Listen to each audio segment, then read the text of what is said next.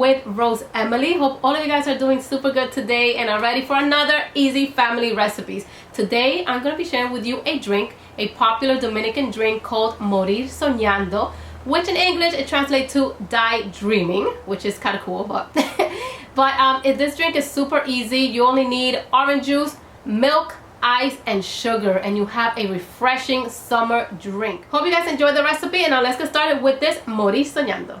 Okay guys, here I have my jar. What we're gonna do is add about 2 cups of ice so our drink can be very, very cold. I also have here about 10 fresh oranges. What we're gonna do, using a lemon squeezer, we're gonna squeeze the juice out of the oranges into the jar on top of the ice. Delicious. And now we're ready to add our evaporated milk. You add the evaporated milk and you mix in between, and I'm adding 3 cans of evaporated milk.